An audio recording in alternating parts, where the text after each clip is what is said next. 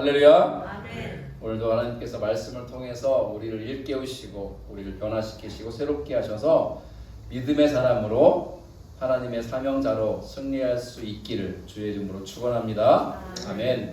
오늘은 마가복음 강의 48번째 시간 흔들리는 세상 흔들리지 않는 믿음이라는 제목으로 말씀 나누기 원합니다. 제목 같이 크게 한번 읽어보죠. 시작. 흔들리는 세상 흔들리지 않는 믿음. 우리가 지금 만나고 있는 말씀은 마가복음 몇 장이죠? 13장이에요. 마가복음 13장은 예수님의 설교의 한 부분이죠. 그런데 신학자들은 마가복음 13장을 가리켜서 이렇게 부릅니다. 소, 묵시록. 앞에 소라는 것은 한자로 작다는 뜻이에요. 크다는 것은 대자죠. 그죠? 대자. 여러분 식당 가면 시킬 때 그죠? 대자, 중자, 소자 있잖아요. 그게 다 한자잖아요. 대중소. 형구도 들어봤죠? 네, 대중소. 그러니까 소, 앞에 소자가 붙은 이유는 묵시록인데 소, 작은 묵시록이라고 불러요. 그럼 묵시가 뭘까? 묵시. 먹는 묵인가? 그게 아니고 이 묵시라는 한자는 침묵할 때 묵자 아시죠? 잠잠할 묵자예요. 잠잠할 묵. 시는 볼시자. 그 뜻은 여러분 베일 있죠? 베일로 가린다고 하잖아요. 이렇게 딱 커튼처럼 가리는 걸 말인데 베일을 싹 벗겨서 은밀한 비밀을 드러내서 보여준다. 이런 뜻이에요. 묵시가. 원래는 베일로 가려 있듯이 커튼으로 가려 있듯이 다 가려져 있었는데 그 커튼을 탁 쳐서 가려져 있는 것을 드러내 보여준다. 이런 뜻이 묵시예요. 묵시. 여러분 신약 성경에 묵시록이 한 권이 있어요. 뭘까요?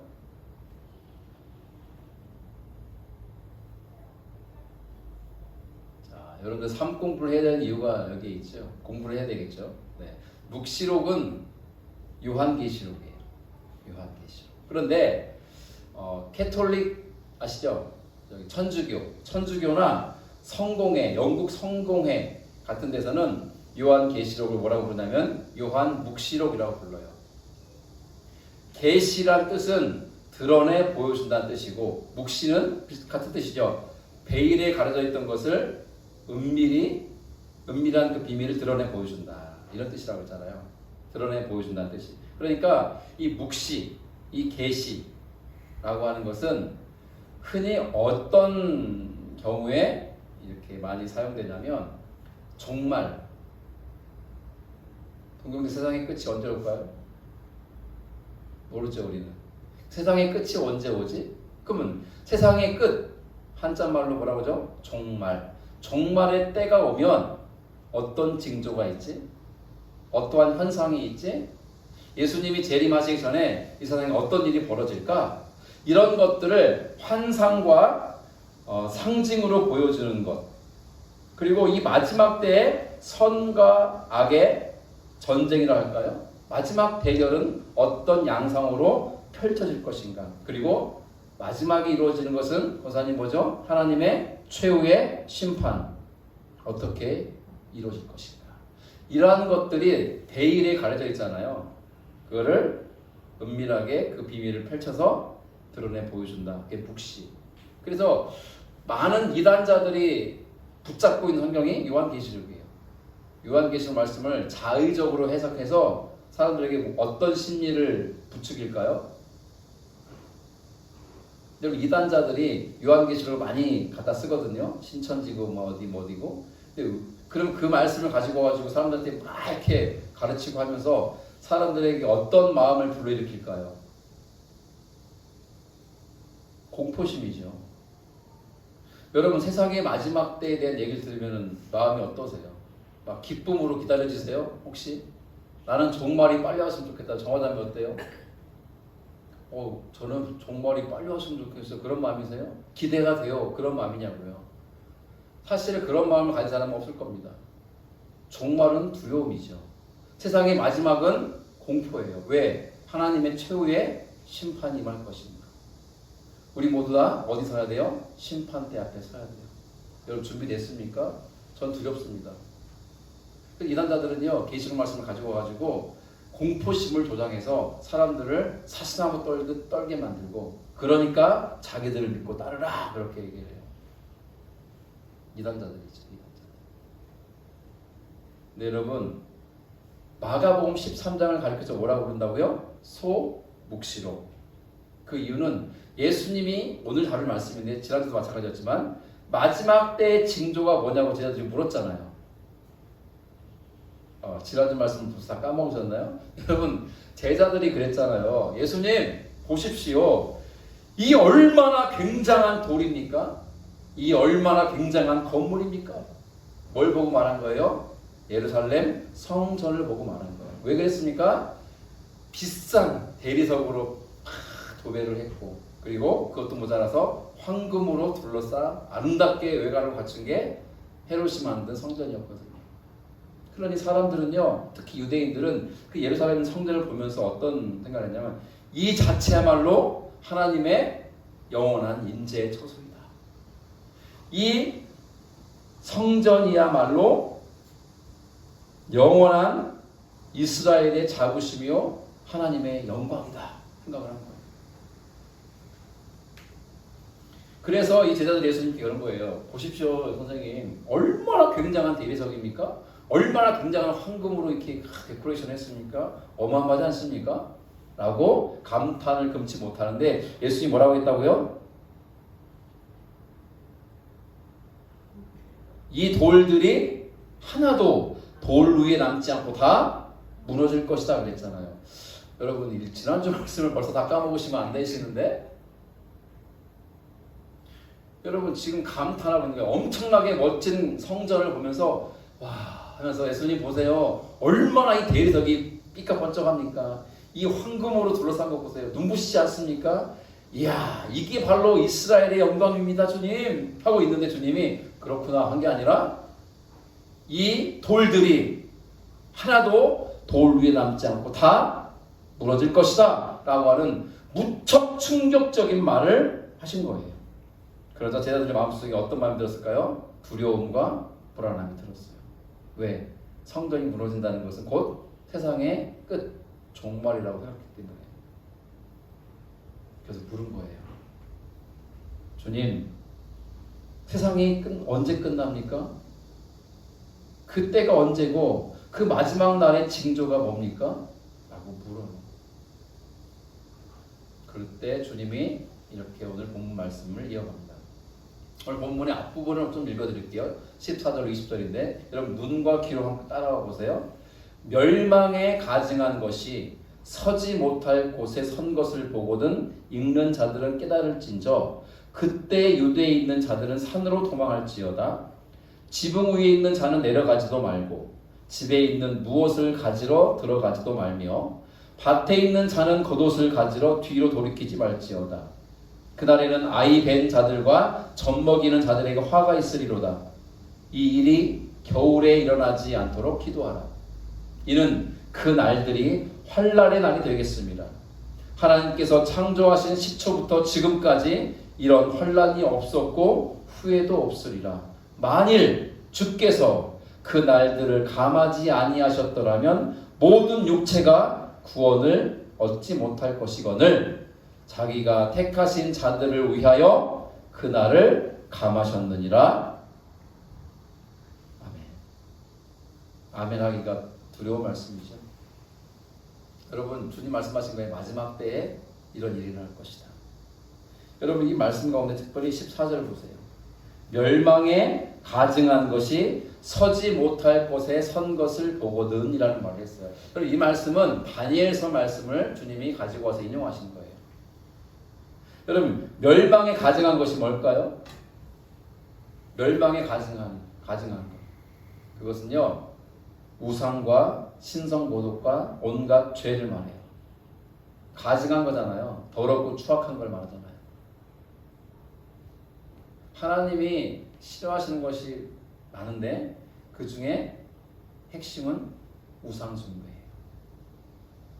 우상숭배.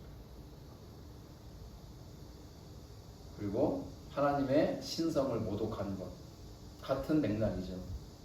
근데 그 가증스러운 것이 서지 못할 곳에 선다는 게 무슨 뜻입니까? 서지 못할 것이 뭡니까? 여러분, 가증한 것이 서면 안 되는 곳이 어디입니까? 거룩한 곳이겠죠. 그렇죠? 여러분 이해되세요? 추악하고 더럽고 가증한 것이 결코 서 있으면 안 되는 곳이 어디라고요? 거룩한 곳이에요. 그 거룩한 곳은 성전의 가장 안쪽인 어디입니까? 성소를 지나 지성소예요. 들어봤습니까? 지성소? 성소의 가장 안쪽 지성소. 대제사장만 1년에 한 번 들어갈 수 있는 그 지성소. 커튼으로 가려져 있죠. 베일로. 거기를 만약에 들어갈 수 있는 그 날 하루거든요. 대속죄일이라고. 그 날이 아닌 다른 날 들어갔다가 어떻게 될까요? 죽습니다. 실제로 죽었습니다. 대제사장도 죽었어요. 하나님 말씀을 어기고 들어갔다가 죽어요. 그래서 대제사장들이 1년에 한 번 그 지성소에 들어갈 때 허리춤에 차는 게 있어요. 뭔지 아세요? 방울이에요. 방울.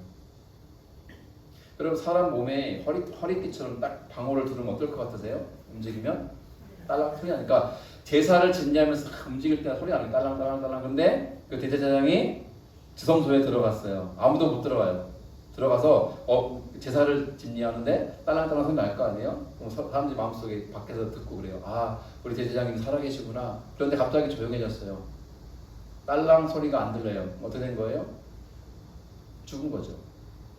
그럼 그 시신을 어떻게 처리합니까? 들어가면 다 죽는데. 예, 대제사장 허리에 또 줄을 달았어요. 끈을. 그 시체를 꺼내려고. 왜? 시체 꺼낸다고 들어갔다가는 그 사람도 죽으니까. 여러분 지성소는 그런 곳이에요. 하나님의 임재의 장소, 거룩한 곳이죠. 죄를 가진 자가 들어갈 수 없는 곳이에요. 자, 이 말씀을 연결해 보세요. 이 가증한 것, 추악하고 더럽고 악한 죄악된 것들, 그것들이 서지 못할 곳, 즉 거룩한 곳에 선 것을 본 것. 거룩한 곳은 어디라고요? 성전의 지성소를 가리키는데, 여러분 역사를 공부해 보면 AD 70년이면 그러니까 서기니까 예수님이 승천하시고 나서 사도 바울도 순교당하고 이제 초대교회가 핍박받으면서 카타콤이라는 로마의 지하 그 무덤으로 숨어 들어가고 그런 때예요. 그런 즈음에 그런 일은 그 후군요. 그 일이 일어나기 전에 예루살렘이 패전하죠. 로마에게. 그래서 패전하면서 성전이 완전히 무너지거든요. 그게 70년도에 이루어져요. 예수님 말씀이 그대로 이루어져요. 그래서 돌 하나도 돌 위에 남지 않고 다 무너져요. 성전이. 그것을 예수님이 이 말씀하실 때는 예수님 시점으로는 미래에 일어날 일이니까 그것을 예언한 것이라고 봐도 과언이 아니죠. 그게 그대로 이루어져요. 몇십 년 뒤에. 근데 예수님 말씀은 단지 몇십 년 뒤에 예루살렘 성전이 완전히 무너져서 돌 위에 돌아남지 않게 될 상황만 말한 게 아니에요. 오늘을 살아가는 저 여러분들에게 하신 말씀이죠. 여러분 고린도전서의 사도 바울은 뭐라고 합니까? 우리를 가리켜서 뭐라고 해요? 너희는 하나님의 전이다. 우리가 이렇게 성전이라고 그래요. 왜 그러죠? 여러분 우리가 왜 성전입니까? 네, 우리가 왜 우리의 이 마음이 왜 성전이냐고요. 여러분 마음이 거룩합니까? 정결합니까? 깨끗합니까? 그런 사람은 아무도 없잖아요. 그러면 우리 마음이 어떻게 성전이 될 수 있습니까? 답은 단 하나예요. 내가 내 죄를 회개하고 예수 그리스도를 나의 주님으로 내 마음에 모셔드릴 때에 예수의 영, 성령이 내 안에 들어와 거하심으로 내 마음이 뭐가 되는 거예요? 성전이 되는 거예요. 여러분 성전 되는 요소는 하나밖에 없어요. 성령이 거하실 때예요. 여러분 우리 예배 초소가 성전입니까? 잘 모르시겠어요? 우리 예배 초소가 성전이 되려면 조건은 단 하나예요. 사람들이 한 50명 꽉 차면 성전 되냐? 그게 아니에요. 성령이 이 가운데 임재하시는 성전 되는 거예요. 이 대구의 시내에 있는 삐까뻔쩍하고 으리으리한 교회들 있잖아요. 그 교회들이 성전이 되려면 성령이 그 가운데 거하셔야 된다고요. 만약에 성전이라고 말은 하지만 그 가운데 성령이 거하지 아니하시면 동경제 그거는 성전이 아니에요? 아니죠. 아무리 수천억을 들여 수천억 수조원을 들여서 엄청난 예배당을 지었다 할지라도 그 예배당 건물 가운데 성령이 임재하지 않고 거하지 아니하시면 그냥 건물에 불과하다는 거예요. 건물에 아무것도 아닌 거예요. 그러나 우리 이 건물 소유주도 아니잖아요. 우리는 빌려 쓰는 입장이잖아요. 세입자잖아요. 우리가 아무리 세입자일지라도 이 건물을 빌려 쓰고 있다 할지라도 이 작은 공간 가운데 하나님의 영의 성령이 임재하시고 거하신다면 이곳이 성전이란 말이에요. 우리가 아무리 인생이 초라해 보여도 내 마음 가운데 예수님을 모시고 살아가면 우리는 성전이라는 거예요. 성전. 아무리 삼성, SK 제가 모르겠습니다. 이런 대기업의 총수이고 대기업의 가문이라도 그 사람들 사는 집은 저는 가본 적은 없지만 집이 얼마나 으르리할지 상상은 갑니다.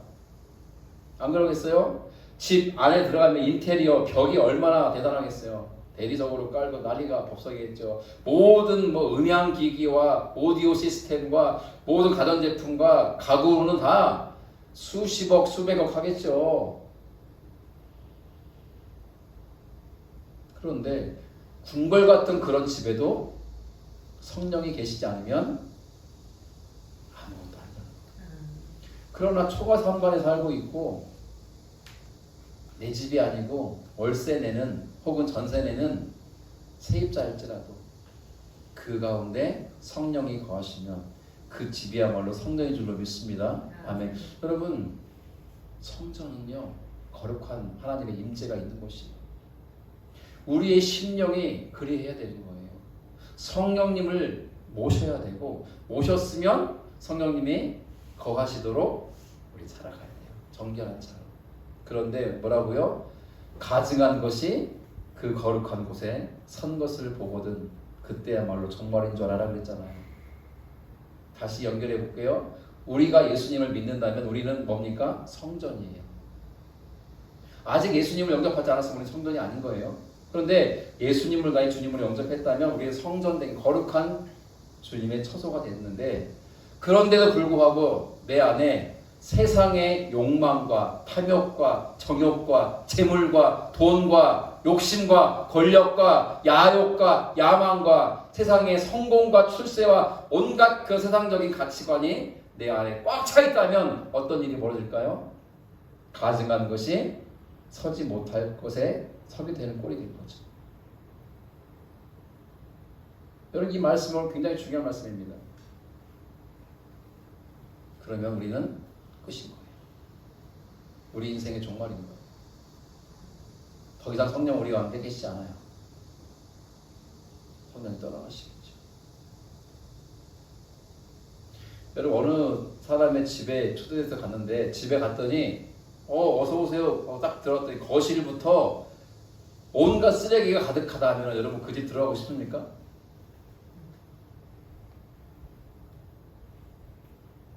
아니, 누군가가 나를 초대해서 그 집에 갔더니 글쎄 그 집 현관을 탁 열고 들어갔더니 거실이 온갖 쓰레기로 가득하다면 여러분 그 집 들어가고 싶냐고요? 저 같으면 발길을 돌리겠습니다. 에이, 이게 뭐야? 이런 더러운 집에 나를 초대해? 안 그러겠어요? 우리의 심령에 가증한 것이 가득하다면 성령이 거하실 수 있냐고 그 말씀을 드리는 거예요. 그게 바로 우리의 인생의 종말인 거예요. 그 말씀하시는 거예요. 역사적인 이야기 하나 드리죠. 서기 79년이니까 예수님 승천하시고 몇십 년밖에 안 됐대니 한 40년밖에 안 됐대.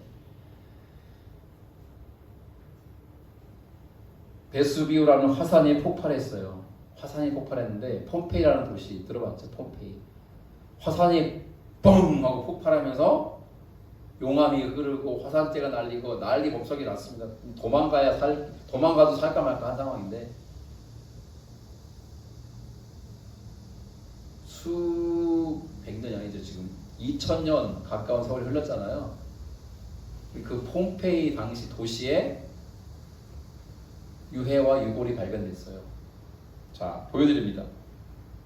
이게 2000년 전에 죽은 사람 폼페이 도시 사람들의 모습이에요. 실제예요, 실제. 이게 용암에 덮이고 화산재로 덮여져서 이렇게 유해가 미이라처럼 남아버렸는데, 이 사람들의 지금 모습이 어떻습니까? 잘 안 보이시나요? 시체가 뭔가 끌어안고 있는 것 같죠? 이건 실제예요. 왜냐면 이 사람들이 뭘 끌어안고 죽었냐면 집안에 있는 금, 은, 보화, 귀걸이, 목걸이. 화산이 지금 뻥 폭발해가지고 용암이 흘러내리고 다 죽게 생겼는데 뭐하고 있다고요? 집에 들어가가지고 금, 은, 보석, 요즘 같은 막 돈 모아놨던 거 막 끌어안고 갖고 나오려고 하다가 덮여가지고 죽은 거예요. 이렇게. 이건 인류사의 큰 충격이었어요. 여러분, 주님이 오늘 본 말씀에 뭐라고 말씀하셨습니까? 지붕에 있는 사람은 내려오지 말고, 집 안에 무엇을 꺼내려고 가지도 말고, 들에 있는 사람은 겉옷을 가지러 돌아가지 말고. 그날에는 누가 화가 있다? 임신한 여자, 그리고 젖먹이가 딸린 여자가 불행할 거다. 그리고 이런 일이 겨울에 일어나지 않도록 기도해라. 그날에 환란이 닥칠 것인데, 그 환란은 하나님 창조하신 이래로 이러한 지금까지 없었던 환란이다. 이게 마지막 때 일어난다는 거예요. 전 여기서 마음이 너무 두렵죠. 마지막 때가 되면 이런 일이 벌어지는구나. 여러분, 아이벤 여자와 젖먹이를 둔 여자가 불행할 것이다. 왜 그런 말은, 그 사람들 자체가 불행하다는 뜻이 아니라 도망가야 되는데, 그죠? 지금 도망가야 되는데 임산부가 달리기를 잘하기가 어렵잖아요. 젖먹이 아이를 둔 엄마가 도망가는 게 얼마나 성가시고 어렵습니까? 그 얘기하는 거고요. 이러한 일이 겨울에 일어나다. 겨울이라는 것은 추운 계절이기도 하지만 이 유대인들 살고 있는 이스라엘 땅의 겨울은 우기예요, 우기. 그 춥기도 하지만 비가 많이 오거든요. 근데 비가 우리나라가 지금 몸살 아프고 요즘 이번에 거제도가 엄청 비피 많은 거 아시죠? 보셨죠? 뉴스로. 왜 그럽니까? 비가요, 우리가 커피 마시면서 보기 좋을 정도로 오면은 이런 사고 안 나요. 비가 폭우로 게릴라성으로 엄청나게 쏟아붓는 거예요. 1년에 내릴 비가 1년은 아니지만 1년에 내릴 비의 절반 정도가 3일 동안 내린 거예요. 3일 동안. 생각해 보세요. 폭우가 그러니까 이 이스라엘 땅도 겨울이 되면 폭우가 쏟아지는 거예요. 이렇게 게릴라성으로. 그러면 골짜기였던 데가 물로 막 호수가 강이 돼버리죠. 다 빠져 죽는 거예요. 도망가야 되는데 비가 오고 막 춥고 강이 돼버리면 도망갈 수가 없고 다 죽잖아요. 그래서 이런 환란의 때가 겨울에 오지 않도록 기도하라 주님이 그랬어요. 여러분, 이 말씀은요, 다시 제가 강조하고 싶어요. 야, 니들 정신 똑바로 안 차려? 지금처럼 살면 다 죽는다. 다시 판받아 하면서 우리 안에 두려움과 공포심을 조장하려고 주님 하신 말씀일까요? 아닐까요? 그건 아니에요. 그러나 중요한 건 그거예요. 마지막 때는 반드시 뭐가 온다? 환란이 온다. 환란. 그 환란은 우리 생각하는 것 그 이상의 큰 환란이라는 거예요. 그 환란의 핵심은 뭐냐? 가증한 것이 서지 못할 곳에 서는 것. 예수를 믿는다 하면서도 세상의 가치관과 세계관과 욕망과 탐욕과 탐심과 더러운 것들로 가득한 자, 그런 자에게는 이미 종말이 임한 거죠. 왜? 성령이 떠나시니까. 그 얘기하는 거예요. 그런 일을, 그런 자에게는 환란이 임할 수 없다는 환란. 이 사람들의 죽음을 우리는 거울 삼아야죠. 여러분, 만약에 이때 화산이 뻥 폭발했을 때 그만이라 하고 반대편 산으로 막 달려 올라간 사람은 살았을 겁니다.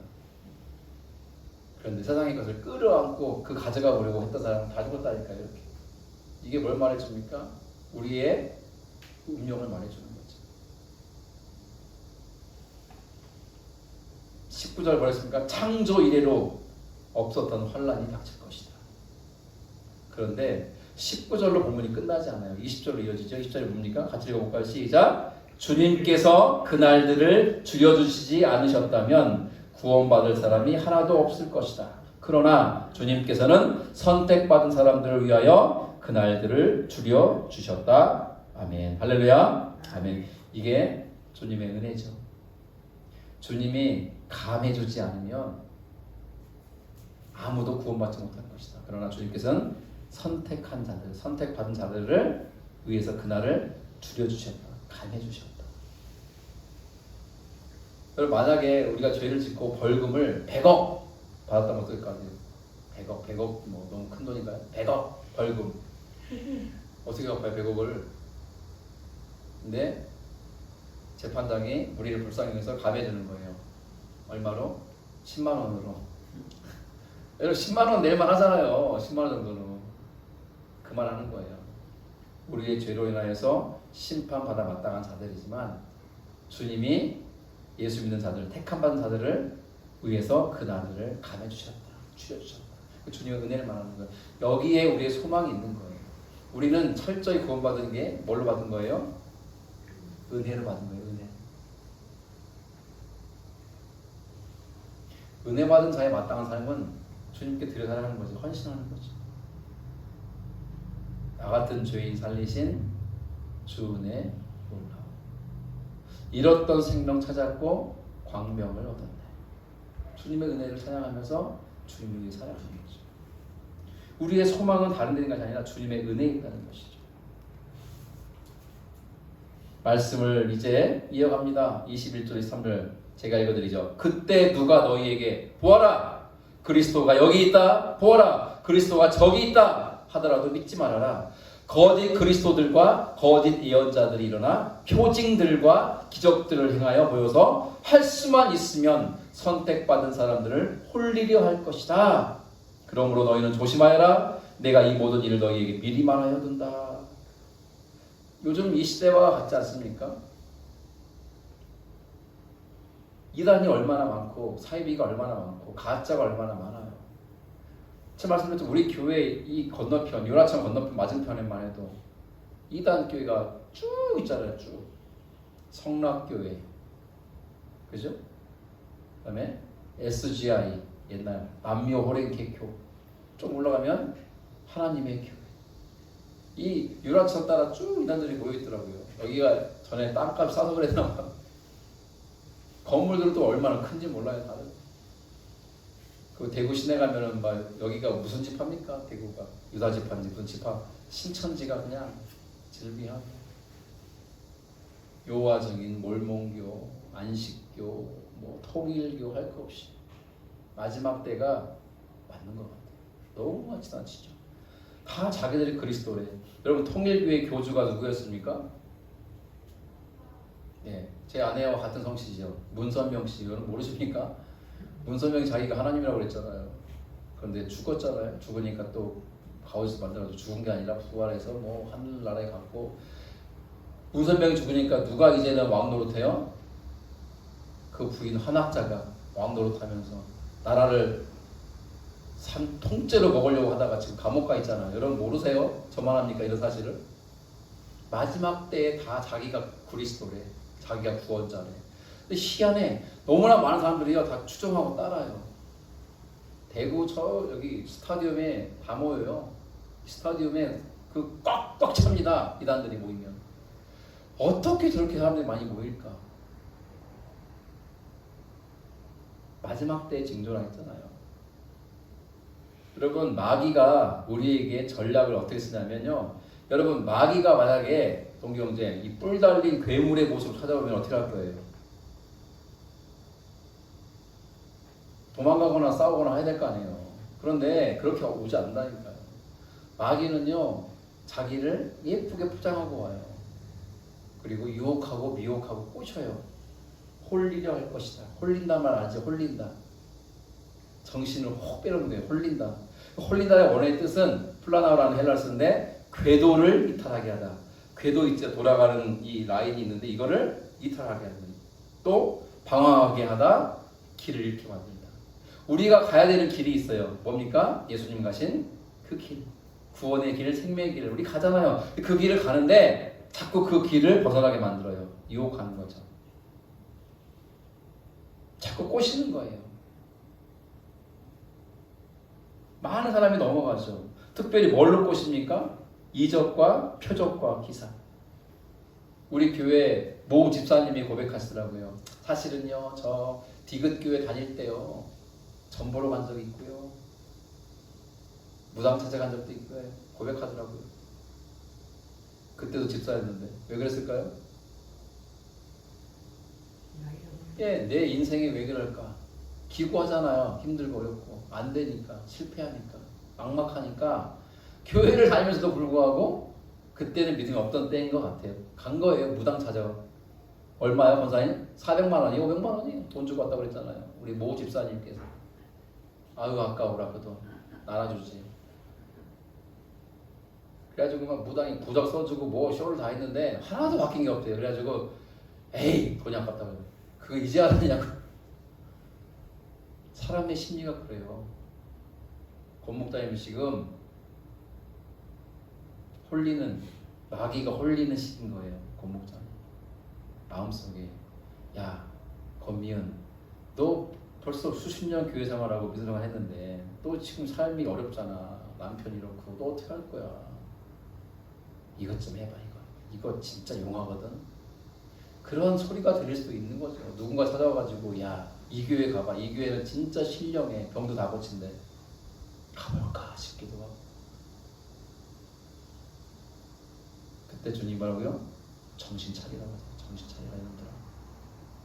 주님 뭐라고 말씀하십니까? 23절에 너희는 조심하여라. 내가 이 모든 일 너희에게 미리 일러준다. 미리 일러주셨잖아. 조심하라고. 말씀하셨잖아 우리한테. 내가 그리스도이다. 내가 구원자이다. 여기 길이 있다. 이적과 기사를 베풀면서 인생을 확 바꿔줄 것처럼 말합니다. 내가 너에게 미리 말해두었다. 그게 뭘 뜻입니까? 그게 하나님 말씀 아니에요? 하나님의 말씀이 성경이 우리에게 주어졌고 우리가 붙잡을 건 말씀이에요. 그런데 말씀은 제쳐두고 딴 거 보고 있어. 사람들의 말들을 듣고 있고 좋은 강연 듣고 있고 좋은 책이랍시고 읽고 있고 독서도 필요하지만 분별해야죠. 여기가 용하니까 가보자고. 점 한번 보자고. 한번 사주팔자 좀 봐보자고. 유사부 옆집에 생겼더라고. 사주팔자집. 우리 교회 주변에 또 생겼어요. 여기 점집이. 왜 생길까요? 당사가 되니까 생겼겠죠. 사람들이 가는 거예요. 거기.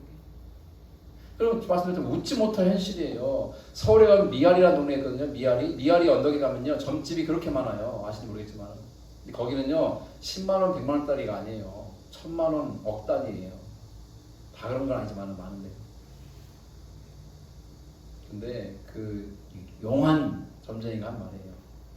주 고객이 교회 장로와 권사들입니다. 그랬어요. 실제로. 슬프죠? 주 고객이 장로와 권사네요. 그 사람이 한 말이니까 사실이겠죠. 그리고 부끄럽죠. 목사도 온 적이 있대요. 목사. 왜 왔냐 했더니 자기가 개척하려고 하는데 어디다 개척해야 대박 날 것 같냐고 물어보러 왔대요. 이제 말해야 됩니까? 이게 제정신입니까? 그러지 말라는 거예요. 저는 우리 드립 성도들에게 가장 가슴 아픈 포인트가 뭔지 아세요? 여러분들이 어려움을 당하는 그게 아니라 하나님 말씀을 제쳐두는 것이 늘 속상해요. 삶 공부합시다 했는데 아무도 안 했잖아요. 뭐 알아서 하십시오. 여러분 공부 안 하겠다고 신청 안 하면 저도 안 하고 좋아요. 우리 서로가 다 플러스가 안 돼요. 마이너스 될 걸. 마이너스. 영적으로 마이너스. 알아서 하세요. 말씀이 우리의 인생의 답이고 해결 매뉴얼이죠. 늘 매뉴얼이 뭔지 아시잖아요. 여러분 냉장고 사면은 매뉴얼 책 딸려오는데 그거 읽어보십니까? 다 버리죠. 그냥 전기 꼭 그냥 쓰는 거죠. 여러분 전화기 사면 다 매뉴얼 있거든요. 휴대폰 매뉴얼 읽어본 적 있습니까? 저도 안 읽었지만은 다 뭐 우리는 전화기 있는 기능에 10분의 1도 못 쓰고 어른들은 100분의 1도 못 쓸걸요. 청년들은 좀 더 많이 쓰겠지만 그래봤자 빙산의 조각이죠. 기능이 어마어마하게 많은데 못 써요. 왜? 매뉴얼을 모르니까. 우리 인생도 매뉴얼이 있어요. 여러분. 인생 어떻게 살아가야 되는가 매뉴얼이 다 있다고요. 그게 뭡니까? 성경이에요. 성경. 그런데 그 성경을 너무 가볍게 여기죠, 우리는. 여러분 도전하고 싶어요. 지금 진짜 어렵습니까? 지금이야말로 말씀 만날 때예요. 지금 바쁩니까? 지금이야말로 주님의 음성을 들을 때예요. 이제 오늘 본문의 마지막 4절입니다. 같이 읽어볼게요. 시작. 그러나 그 환란이 지난 뒤에 그날에는 해가 어두워지고 달이 빛을 내지 않고 별들이 하늘에서 떨어지고 하늘의 세력들이 흔들릴 것이다. 그때 사람들이 인자가 큰 권능과 영광에 쌓여 구름을 타고 오는 것을 볼 것이다. 그때 그는 천사들을 보내어 땅 끝에서 하늘 끝까지 사방에서 선택된 사람들을 모을 것이다. 아멘. 여러분 무섭지 않습니까? 해가 어두워지고 달이 빛을 내지 않습니다. 종말이니까 그렇죠. 세상의 마지막이니까 그렇죠. 하늘에 있는 별들이 땅에 떨어집니다. 그러나 그것이 끝이 아니에요. 뭡니까? 인자이신 예수님이 큰 권능과 영광에 쌓여 구름을 타고 오실 것이고 우리는 그 주님을 보게 될 것이라는 거예요. 27절이 마지막 절인데요. 우리에게 주는 경고이자 희망이에요. 뭡니까? 오셔서 천사들을 보내서 이 땅 끝에서 하늘 끝까지 사방에서 누구를 모은다고요? 선택된 사람들. 선택된 사람들 뭡니까? 예수의 보혈로 죄사함 받고 하나님의 특별한 사명을 부여받은 사람들이죠. 그 사람들을 모을 것이다. 왜? 예비하신 하나님 나라에 인도하실 거니까. 여러분 그것 준비가 되셨습니까? 오늘 말씀을 정리해 봅니다. 오늘 말씀은 사실 좀 무섭기도 하고 두렵기도 하고 좀 어려운 말씀이기도 해요. 그래서 성경에서 마가복음 13장을 가리켜서 소묵시록이라고 그런다고 했잖아요. 마지막 때에 대해서, 최후의 심판에 대해서, 마지막 선과 악의 대결에 대해서 상징과 은유와 환상으로 하시는 말씀, 그게 묵시록인데 그 소묵시록이라고 불리는 마가복음 13장이 주고 있는 교훈은 뭡니까? 마지막 때가 가까웠고 마지막 때에는 환란이 있을 것이다. 그 환란은 이전까지 경험하지 못한 그런 환란일 것이다. 두렵잖아요. 그러나 두려워라고 하지 마시라. 두려워하지 말라. 내가 선택된 자들을 붙잡고 책임지시고 그 환란을 감하고 줄여주고 끝까지 견디도록 도울 것이다. 그리고 지금 뭐라고 말씀하십니까? 내가 세상 끝날까지 너희와 항상 함께 있습니다. 할렐루야. 아멘. 그 약속의 말씀 주신 거죠. 지금 내 삶이 곤고하고 어렵고 남들은 다 잘 사는 것 같은데 나만 힘든 것 같습니까? 다른 가정은 다 행복해 보이는데 우리 가정은 행복해 보이지 않습니까? 지금이야말로 주님을 더 깊이 만날 때예요. 말씀을 목사님 마음이 평안할 때 공부할게요가 아니라 지금 괴롭고 어렵고 정신사납고 몸도 찌부둥하고 상황도 어렵고 지금이야말로 말씀 만날 때예요. 다음 주까지 삶 공부 신청을 받습니다. 3가지 말씀을 정리하고 마치죠. 첫째는 같이 읽어봅시다. 시작. 가증한 것에 마음을 빼앗기지 마십시오. 세상의 가치관과 욕망과 하나님과 함께하는 우상과 더러운 탐욕이 우리 안에 스며들 때에 우리는 거룩한 주님께로 살아나야 되겠죠. 두 번째는 읽어봅시다. 거짓과 신비주의 속지 마십시오. 여기가 그리스도가 있다, 구원자가 있다, 이것이 용하다, 이것이 길이다, 답이다, 그런 말이 들려올 때 미혹되지 말고 홀림당하지 말고 정신 차리십시오. 우리가 붙잡을 게 뭐라고요? 미리 말씀해 주신 하나님의 말씀을 붙잡으라는 거예요. 마지막은 뭡니까? 시작. 예수님을 바라보십시오. 다른 데 바라보지 마십시오. 세상이 흔들릴 때 흔들린 세상을 바라보지 말고 삶이 막막할 때 막막한 삶을 바라보지 말고 이미 우리 곁에 와 계시고 늘 함께 하고 계신 주님을 바라보십시오. 주님을 붙잡으십시오. 세상은 무너질지라도 주님의 나라는 영원하고 주님의 말씀은 영원하며 주님의 사랑은 영원한 줄로 믿습니다. 아멘. 거센 폭풍우 속에서도 변하지 않는 영원한 반석이신 우리 주 예수 그리스도를 붙잡고 믿음으로 승리하는 저 여러분 될 수 있기를 주의 이름으로 축원합니다. 아멘.